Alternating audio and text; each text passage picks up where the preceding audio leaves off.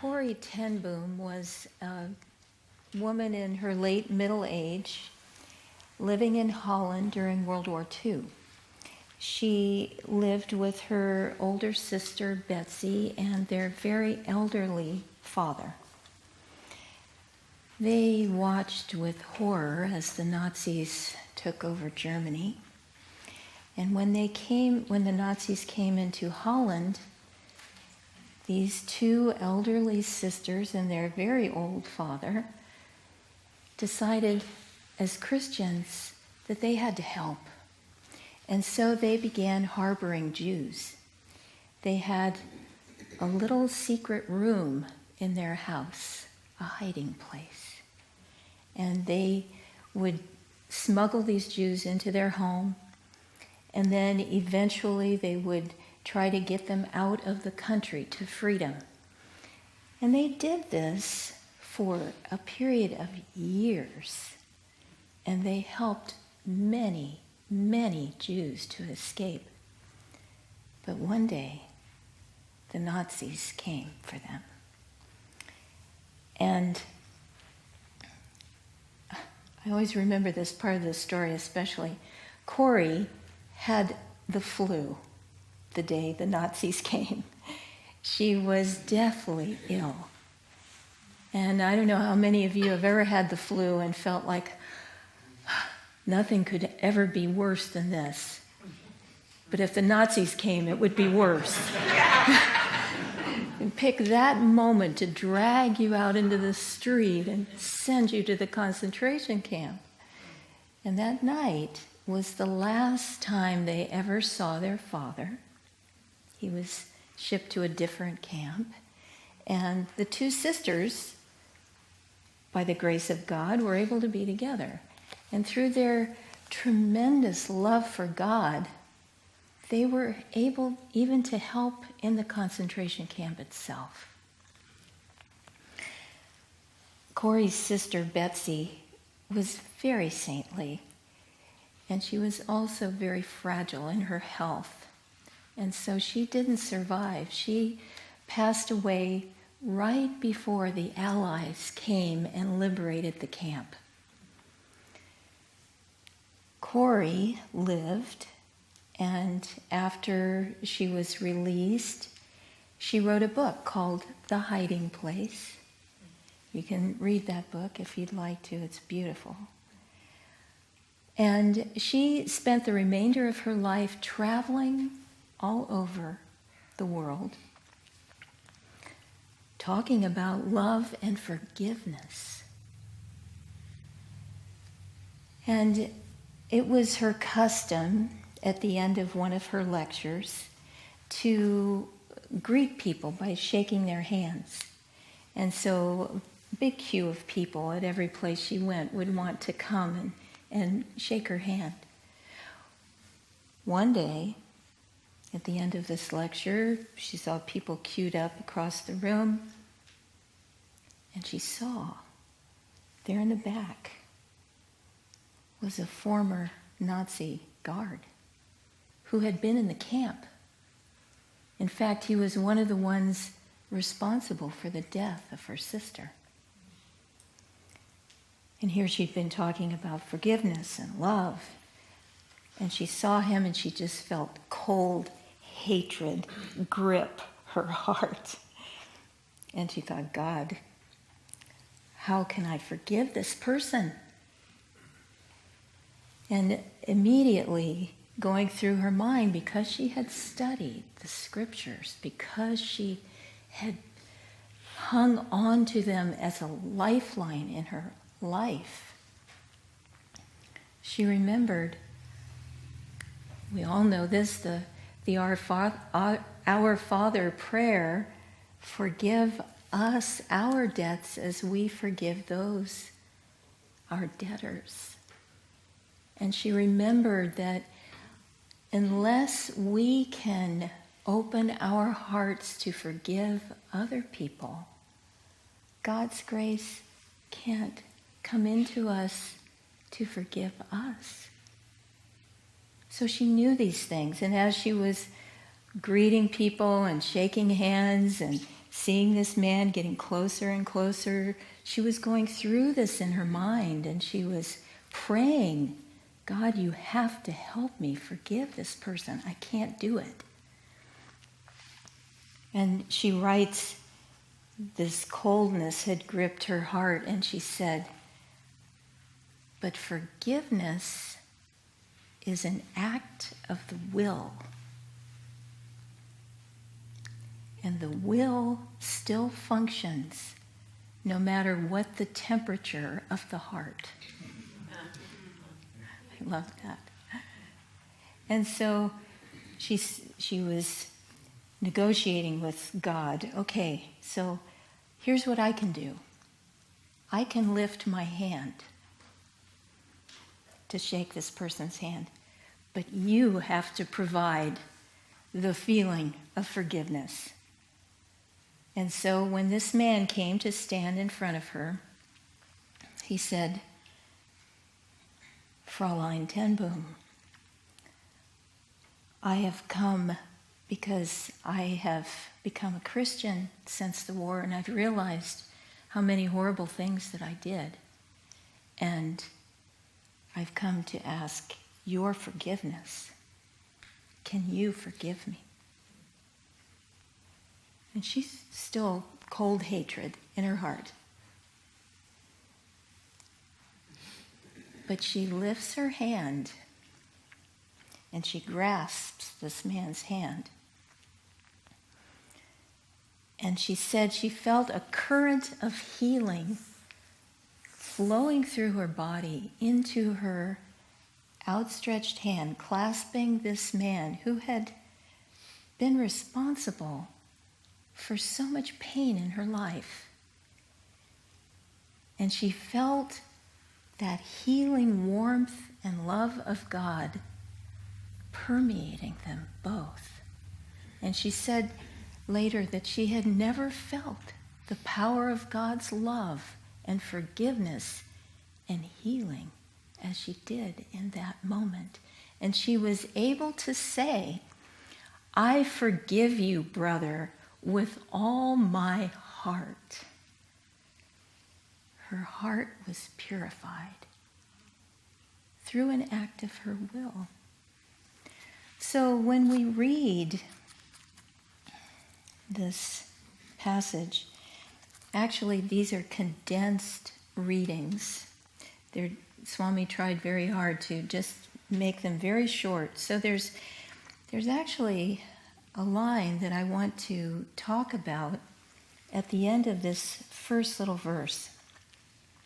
Love your enemies, bless them that curse you, do good to them that hate you, and pray for them which despitefully use you and persecute you.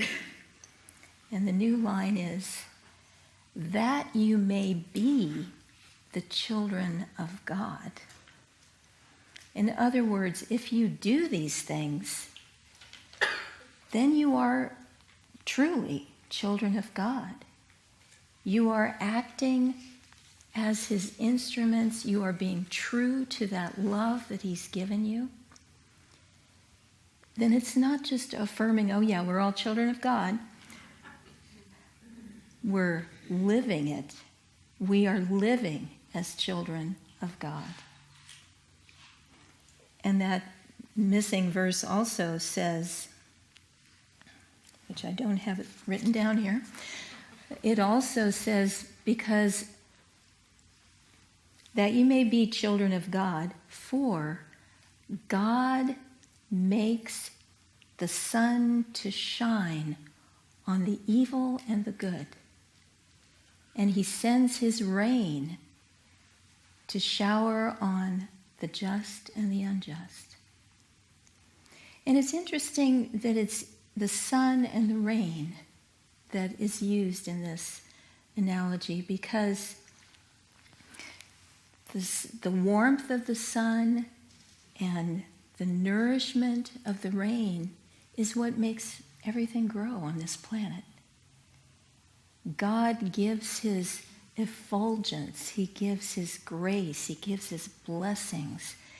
He gives his love to every creature, every single person, everything alive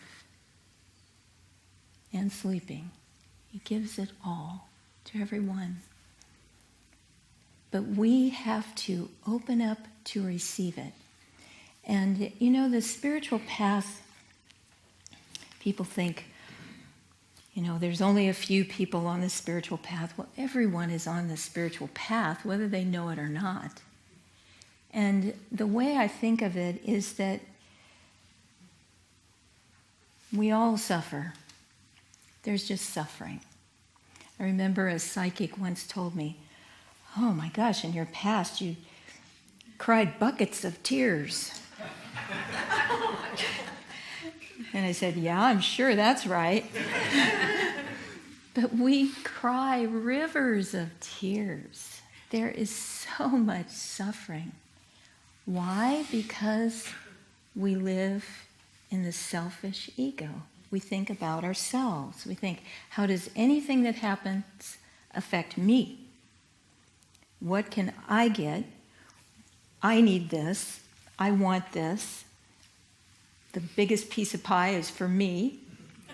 You know, it's all about me. And then, little by little, we reap the karma of that thought, which is pain and suffering.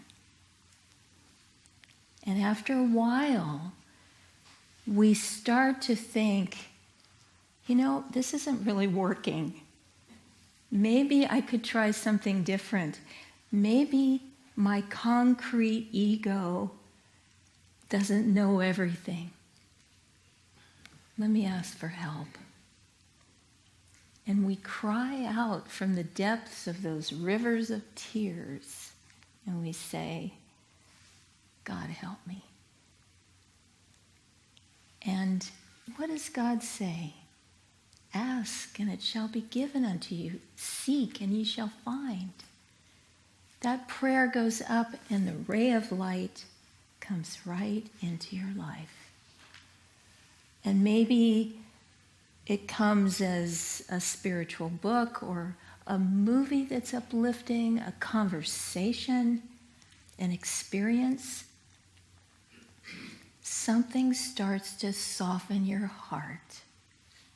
And little by little, step by step, we experience more joy and more freedom as we walk the spiritual path. The Gita says even a little practice of this inward religion will free one from dire fear and colossal suffering.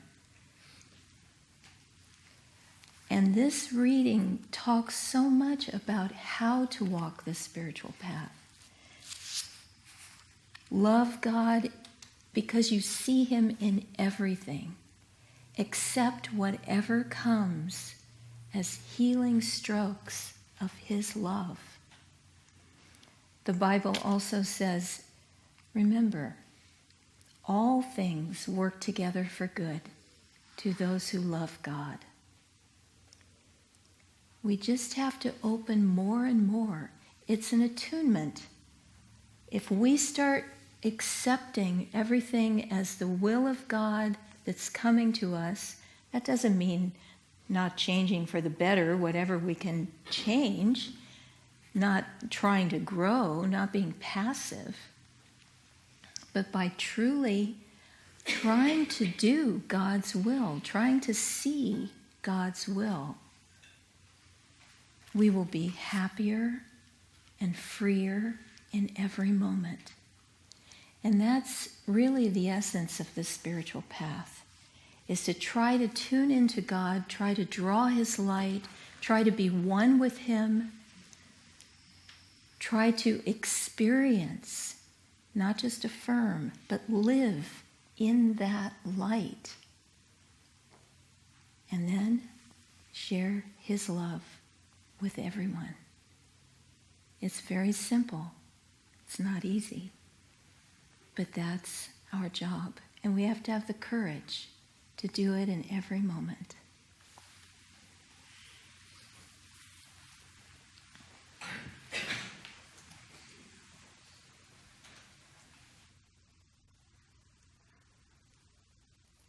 had a dream last night, and I don't typically sort of wax eloquent about dreams, but this one had an interesting punchline that I will share.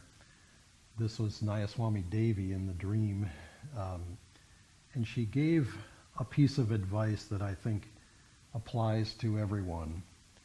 She said, she gave me something very, very valuable and very energetic. She gave a gift, and she said, "Buck the trend." And I thought, and it was a challenging thought because it was not clear in the dream what the trend was that I was to buck. But then I thought about the service today, because the simple phrase, "Be ye therefore perfect, even as your Father in heaven is perfect." I don't know how many of us in the room have ever said the words, "Nobody's perfect." Anybody ever say those words? I know I have. And it's usually a little bit of an excuse. Well, nobody's perfect after all. Therefore, I'm allowed to be, whatever I am, whatever lower version of self with a small s. And Christ doesn't let us get away with that. Christ says, "Be ye therefore perfect."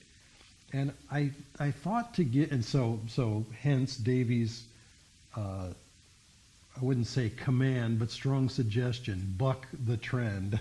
Buck the trend that says, nobody's perfect.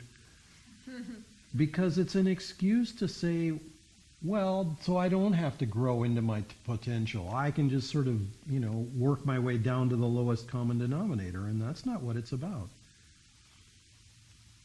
The example I wanted to share, being around Swamiji was an exercise in trying to embrace more than we were at the time. And he would give suggestions. One of his great gifts in terms of leadership was he would put a goal out there, or he would send out a direction that to us looked impossible. And, if we were coming at it sort of from the lower self, our response would be, well, we would list out all the reasons why it'll never work. And he really had no use for that, because that's just a way of saying, well, I don't want to put out the energy. I don't want to try. I don't want to try to be more than I am because it's inconvenient. It's not comfortable. It's a lot more comfortable to just sort of lay in my little personal mud puddle. And so here's an example of this. When we lived in India, Swamiji spent a year and a half writing a course of study called, at the time it was called Material Success Through Yoga Principles. Later on it became Success and Happiness Through Yoga Principles. And after all of this work, he wrote it as a way of helping us support the work that we were developing in India, because all of us just came over there with whatever savings we had. In some cases, people didn't have any savings at all, and it was a little hand to mouth for quite some time there. And so he wrote this course as a way of helping us to support the work, really to build the work. He wanted us to be able to buy land and develop a sort of a proper headquarters, a proper community, etc. And land in India is quite expensive. So he wanted to price this course accordingly. And he said, okay, let's price it at $1,000 for the course, so that people who take it will benefit materially, which they would, of course, and the work itself, the money wasn't for him, the money was to buy land and to develop the work. Well, we were new in India, and we kind of knew intuitively, new work, lots of money involved, relatively unknown Swami. I mean, he was known by some people who had been friends of his for decades. But in terms of the vast numbers of Indians, he was relatively new to the place. It was not a recipe for instant success. And yet, intuitively, I could understand we have to try. We have to take a step and then another step in the direction of the impossible. And that's what we did. And it was interesting to watch later, because this is a wonderful exercise in introspection. When you advance toward the impossible, often you find that what looks like a barrier, looks like a mountainside that you cannot get over the top of or around the side of or under the bottom of, in reality turns out to be a seeming barrier, and you get closer and closer to it and you realize, oh, I can go around something, or there is a pathway, I just haven't seen it yet. And that's what we discovered with this and so many other situations. We realized there is a way, but it involves embracing something that is unknown to us and stepping out of our comfort zone. And that's what we did. And people definitely benefited from that course and grew. And yes, we did have to gradually adapt our pricing structure, and we did it in groups. I mean, we had all sorts of other ways that we ended up working with it. But if we had just started with the typical, no, it's not going to work, Swami, it's not going to work. I can't yet. What we said was, well, I don't know how it's going to work, but I'm going to try. And perfection is not, we see images behind us of the masters, and it's a kind of an image of perfection, and yet no picture can really capture perfection. We see a murti, like the murti of Master here, or a murti of Buddha, or another master. And there's a feeling captured in it. And yet, how can you contain infinity in an image or in a structure, in an appearance? You can't. Perfection is a process. It's a movement. And it's a movement that comes through us. As Nirmala was saying, we have to open ourselves to that movement. Otherwise, it's like we're asking for the divine river of love and consciousness and energy to move through us, but we're sucking at it with a straw. And yeah, okay, we can get a little bit through that straw, but there's not a whole lot that can come. And these things are universal. These things are beyond our personal preference. I was struck recently by the realization, in the Festival of Light, there's the lovely prayer. Christ gives it in the Bible as a kind of command. Thou shalt love the Lord with all thy heart, with all thy mind, with all thy soul, and with all thy strength. We say it as a prayer. We open our hearts, our minds, our souls, and with all our strength we choose thy love.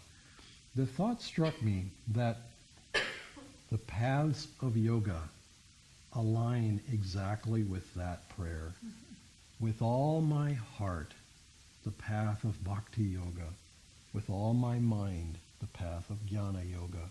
With all my soul, the path of raja yoga. With all my strength, the path of karma yoga. Every one of us has different variations of those same qualities in ourselves. And we all have the means to move forward toward that perfection based on our own strengths, based on our own inclinations. And whether we embrace the prayer from the Bible, whether we accept it from the Hindu or the Indian or the Vedantic tradition, or whether it comes from some other tradition, it is universal. And it is now. It is present in this moment and in this room and in each of our hearts. And is it easy? No. As Nirmala pointed out, it is challenging. It may be simple, but that doesn't mean that it's easy. In watching Swamiji move through the world, move through life, one of the sterling qualities that I was aware of was, in fact, simplicity. And here was someone who sprouted projects and artistic ventures and creative. We used to think he could launch an army before breakfast. You know, we would sometimes come back from morning sadhana, and he would just be fizzing with ideas. I mean, we hadn't even sat down to breakfast yet, and he was all ready to, you know, get a new initiative going here and there and someplace else. And that was just the divine moving through him. And you would think, perhaps you would think, I know I thought, well, my gosh, if you're going to have so many projects, if you're going to have so much creativity moving through you, surely there's going to be attachment and there's going to be a kind of thinning out of energy. I don't know how it is for you, but I know if too many projects are going, I feel like one of these little, you know, crepe batter, when you pour it on the griddle, you know, it spreads out. If you've ever seen a dosa, masala dosa, you know, sometimes they make these things that are like 3 feet wide. It's all one batter, you know, it spreads out, but it's paper thin. I mean, it's like a piece of paper when it's rolled up. Sometimes you feel like you're thinned out that way. And yet Swamiji could be perfectly simple. And how did he do it? He did it by being right in this moment and by focusing on one thing. In Nirmala's story about Corrie ten Boom, she had the person in front of her to greet and to give God's love to. And yes, at one point in the process, that person turned out to be a very challenging person to greet. Oh, Mr. Prison Guard, you too are coming. You too are asking for God's forgiveness. Can I give it as a human being? No, I cannot. As a human being, it's beyond my capacity to give that forgiveness. But if I reach my hand out, or in the case of the yogic path, if I reach my meditation up, if I reach my posture forward, if I take a deep breath, if I open my heart to a chant or an affirmation. This affirmation is so lovely today. This is the expression of courage, because that's what it takes to do that act of transcendence. We have to have courage. Courage is not never being challenged. It's not never feeling fear. Courage is saying, I'm still going to do something, even if what I do lands me on my nose, even if what I do isn't perfect according to my human definition of it. At least I'm going to try. At least I'm going to put out the effort to go up somehow. And that effort leads to perfection and leads to greater and greater and greater attunement. And that blessing is for all of us. Let us never think, and it's not just for all of us here in the room, we precious few, it's for this entire world, because as Nirmala pointed out, everyone is on the spiritual path.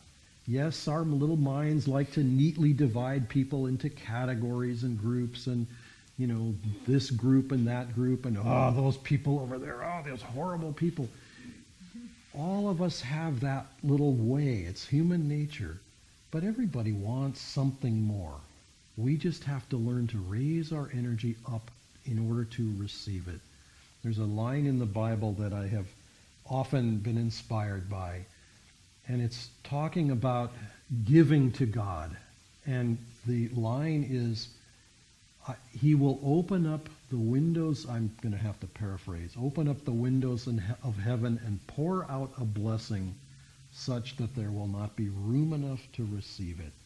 So we have to do our part in that process of creating enough room to receive it. Recently I flew over Lake Tahoe and noticed with the snow-covered mountains, the lake is full to the brim. Wow, what a concept. It's like it comes right to the mountains. There's just lake and mountain. We have to make ourselves ready to receive an ocean of blessing. And it may come to us in challenging ways, like it did with Corrie ten Boom.